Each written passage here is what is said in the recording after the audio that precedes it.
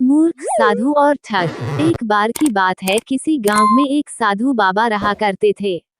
पूरे गांव में वह अकेले साधु थे जिन्हें पूरे गांव से कुछ न कुछ दान में मिलता रहता था। दान के लालच में उन्होंने गांव में किसी दूसरे साधु को नहीं रहने दिया और अगर कोई आ जाता था तो उन्हें किसी भी प्रकार से गांव से भगा देते थे। इस प्रकार उनके पास बहुत सारा धन इकट्ठा हो गया था। वहीं एक ठग की नजर कई दिनों से साधु बाबा के धन पर थी। वह किसी भी प्रकार से उस धन को हड़पना चाहता था। उसने योजना बनाई और एक विद्यार्थी का रूप बनाकर साधु के पास पहुंच गया। उसने साधु से अपना शिष्य बनाने का आग्रह किया।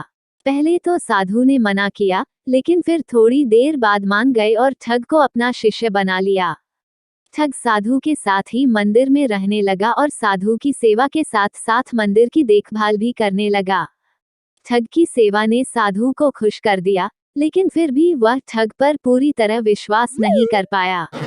एक दिन साधु को किसी दूसरे गांव से निमंत्रण आया और वह शिष्य के साथ जाने के लिए तैयार हो गया। साधु ने अपने धन को भी अपनी पोटली में बांध लिया। रास्ते में उन्हें एक नदी मिली। साधु ने सोचा कि क्यों न गांव में प्रवेश करने के पहले नदी में स्नान कर लिया जाए।